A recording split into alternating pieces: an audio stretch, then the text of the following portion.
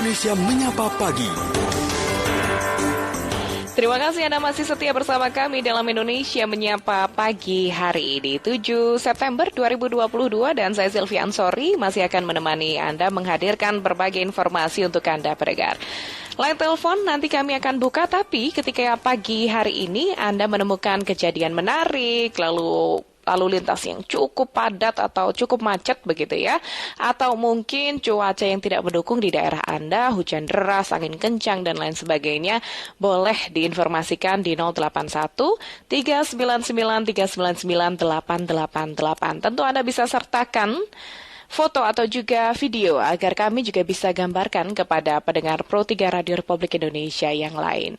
Nah, pendengar, terkait dengan energi terbarukan pengganti BBM ya, kita masih akan bincangkan pada kesempatan pagi hari ini karena sebetulnya ini adalah perbincangan yang sangat menarik ketika nantinya Indonesia bisa bersaing dengan negara-negara lain yang sudah mulai bergeser nih menggunakan energi terbarukan sebagai pengganti BBM. Jadi tidak masalah ketika tingginya fluktuasi harga minyak dunia ini terus terjadi. Tentu ini menjadi PR besar juga dari seluruh masyarakat Indonesia. Bukan hanya pemerintah sebetulnya, tapi kita sebagai masyarakat pun harus mempunyai mindset, harus bisa teredukasi dengan baik tentang energi terbarukan pengganti BBM. Pagi hari ini kita akan bincangkan bersama tenaga ahli bidang energi KSP, Ahmad Agus Setiawan, PhD. Saya sapa terlebih dahulu. Selamat pagi, Pak Agus. Selamat pagi. Kabar baik, sehat Pak Agus ya? Alhamdulillah, sehat selalu ya, Mbak. Alhamdulillah, semoga sehat selalu. Pak Agus, masyarakat ini harus diedukasi mengenai energi terbarukan pengganti BBM, Pak Agus, karena agar kita ini tidak terpatok dengan fluktuasi harga minyak bumi. Apa sebetulnya program yang pas untuk edukasi kepada masyarakat untuk transisi ini, Pak Agus? Siap, terima kasih. Jadi tahun-tahun ini kan tahun yang sangat menarik ya, yaitu ketika Indonesia juga menjadi presidensi G20. Dalam presidensi G20 ini sesungguhnya Indonesia mengangkat 3 isu utama, ada global health, digital economic transformation, dan satu yang sedang kita diskusikan itu related dengan energy transition. Ada isu-isu yang sangat penting di sana, memanfaatkan energi terbarukan agar bisa memberikan suplai energi yang berkelanjutan dan seterusnya. Dalam case ini tentunya masyarakat juga harus mendapatkan informasi yang mencukupi dan masif ya, bahwa saat ini sudah ada kondisi transisi energi dari kondisi yang semula kita itu addicted dengan fossil fuel. Addicted itu apa ya? Sedikit-sedikit pakai lah ya dengan fossil. Tidak bisa lepas dari itu. Itu sejak era revolusi industri ya. Jadi bisa dibayangkan sudah ratusan tahun. Dan kemudian dalam case itu pun upaya-upaya untuk mendapatkan resource-nya pun sangat masif, eksploitatif dan seterusnya. Dan yang lebih penting adalah isu perubahan iklim, peningkatan suhu di bumi yang lebih dari 2 derajat Celcius dan harapannya bisa ditekan kurang dari 1,5 derajat Celcius. Itu keputusan dan kesepakatan bersama. Nah, pemanfaatan energi terbarukan dalam case ini menjadi sangat krusial untuk mitigasi case-case seperti itu. Demikian, Mbak. Jadi sebetulnya masyarakat ini harus disajikan juga paket lengkap yang bisa digunakan begitu ya, Pak Agus ya, karena Indonesia memiliki banyak hal, Pak Agus. Benar sekali. Jadi yang agak rumit sekarang ya, karena kita sudah terlalu addicted tadi, Mbak.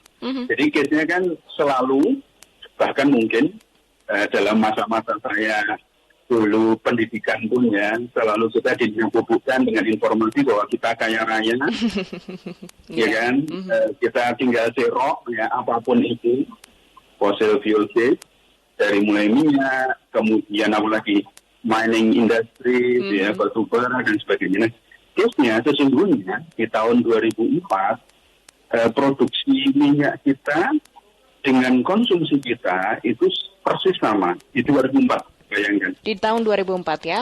Iya, jadi kita menjadi tidak layak menjadi anggota organisasi Petroleum Exporting Countries. Kita tidak layak lagi. Sehingga kita sekarang sudah jadi net importer. Nah, informasi ini kan penting sekali. Penggunaan atau konsumsi kita sangat tinggi dan produksi kita masih lebih kecil dari konsumsi kita. Kemudian secara resources juga cukup rawan gitu ya. Artinya kalau kita menerapkan prinsip sustainable development itu kan kita harus membangun saat ini, tetapi jangan lupa melupakan generasi yang akan datang. Nah, case-case seperti inilah yang menjadi sangat penting untuk kita. Dan kita melihat ada potensi-potensi yang masih belum tergunakan secara optimal. Bisa dibayangkan kita punya surya, matahari, potensi. Kita punya air yang sudah digunakan, ya, sudah pergunakan sejak dahulu ya, dari mulai PLTA sampai dengan mikrohidro dan seterusnya. Ada juga bioenergi dengan tropical countries-nya dari Katulistiwa kita dapat sinar matahari yang bagus sehingga tumbuhan-tumbuhan biomid juga bagus dan potensi untuk dijadikan menjadi bioenergi juga ada di sana. Baik, Angin, Pak Agus, mohon maaf, mohon izin terlebih dahulu. Nanti kita akan lanjutkan ya Pak Agus perbincangan ini. Kami hadirkan informasi ini terlebih dahulu. Baik, pendengar jangan kemana-mana. Nanti kita akan lanjutkan berbincang bersama tenaga ahli bidang energi KSP Ahmad Agus Setiawan, PhD.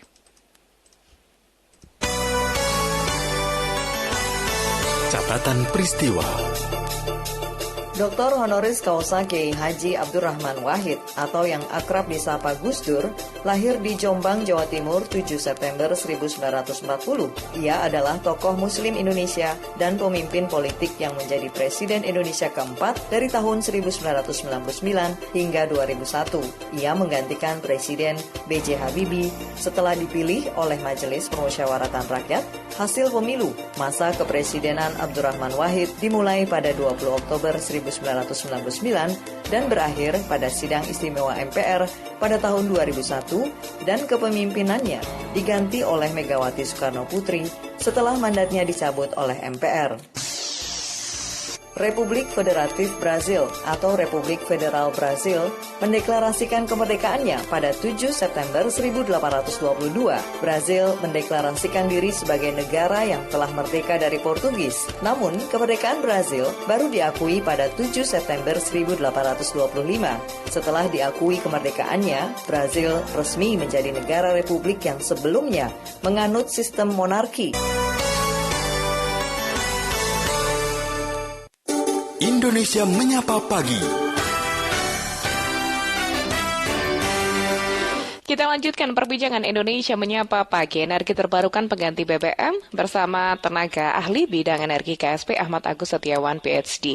Pak Agus tadi mengatakan bahwa jangan sampai kita dinabobokan kembali begitu ya dari tahun 2004 bahwa kita memiliki minyak yang cukup banyak di Indonesia. Nah, bagaimana sebetulnya ketika pemerintah memiliki program khusus ya transisinya saat ini untuk bisa sampai ke teman-teman pengusaha, industri dan juga rumah tangga, Pak Agus? Baik, jadi ini memang membutuhkan informasi dan edukasi massa ya, mass education yang melibatkan semua pihak.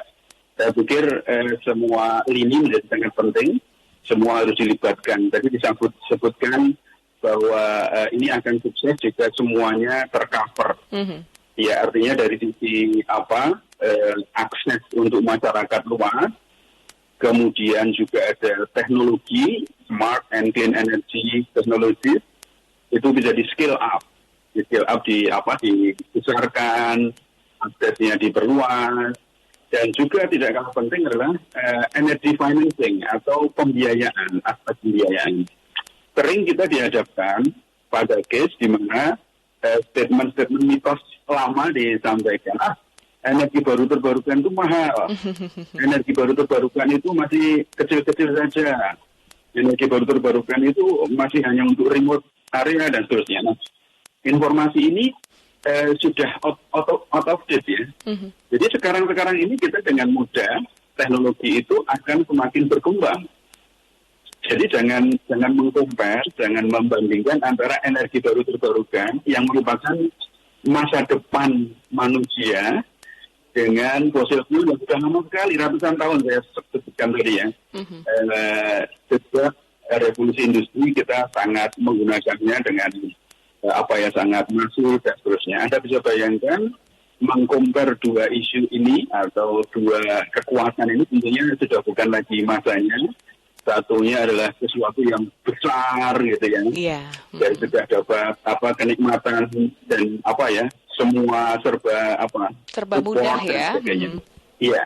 Sementara satunya adalah masa depan kita. Ini baby yang sedang siap untuk berjalan ya, dan mempercepat pertumbuhannya.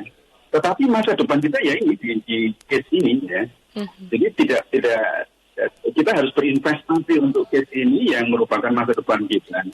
Sehingga ketika masuk di ranah financing yang tepat, pastinya nanti energi terbarukan juga akan menarik untuk berkembang.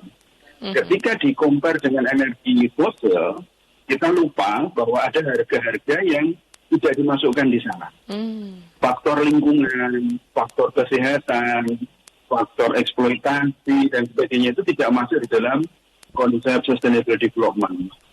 Nah, dalam case itu, ketika semuanya itu dimasukkan, ternyata harga dari fossil fuel sekarang itu sudah head to head dengan energi baru terbarukan. Sehingga ini menjadi penting sekali untuk kita pahami bersama. Bahkan dalam konsep pendidikan pun harus kita sampaikan sejak dini. Terus terang saya ini kan produk dari lama ya. Produk pendidikan lama mengatakan tadi, kita punya semuanya. Sangat kaya raya dengan sumber daya alam dan sebagainya. Lupa bahwa kita menyampaikan itu semua ada batasnya, ada waktunya. Belum lagi kita masukkan konsep net zero emissions dan sebagainya. Jadi menjadi penting sekali untuk semuanya bergerak ke arah sana sejak dini. Pendidikan sejak dini, kepada masyarakat juga bisa diberikan informasi-informasi yang tepat. Ada pengusaha juga trendingnya sekarang sudah ke arah semuanya clean. Yeah. Kalau kita tidak segera bergerak ke sana, nanti ketinggalan zaman lagi kita jadi dinosaurus. Gitu. Oke, banyak yang mempertanyakan juga ketika kita ingin harga murah, otomatis kita harus menarik investor begitu. Pak Agus, di kesempatan pagi hari ini, mungkin seperti apa kemasan yang baik, kemasan yang bagus agar energi terbarukan di Indonesia ini bisa meraih investor dengan baik? Silahkan. Baik, jadi sebenarnya dalam case Energy Transition Forum kemarin di Bali yang terakhir akhir Agustus sampai di awal September kemarin itu juga sudah dibahas. Juga ada B20 Business forumnya gitu ya. Jadi di situ juga banyak dibicarakan tentang potensi-potensi dan peluang-peluang bagaimana investor masuk di Indonesia dan sebagainya. Nah, ini membutuhkan satu case di mana environment kita, business environment kita juga terbuka untuk case ini, kemudian juga planningnya, perencanaannya, itu juga terbuka untuk itu, dan tentunya nanti dari aspek finansial juga menarik. Baik. Sudah ada beberapa yang siap untuk masuk, banyak dari berbagai tempat, dan kita juga siap untuk bekerja sama dan seterusnya. Gitu. Baik, terima kasih Pak Agus. Kita tunggu kabar baiknya. Walaupun sudah siap semua, masyarakat ini juga harus mengawal agar bisa transisi secara bersamaan juga Pak Agus. Terima kasih. Benar. Selamat pagi, salam sehat selalu Pak Agus. Tenaga ahli bidang energi KSP Ahmad Agus Setiawan PhD. Kita nantikan bersama. Kita harus bersiap-siap bersama untuk mulai transisi ya energi terbarukan pengganti BBM.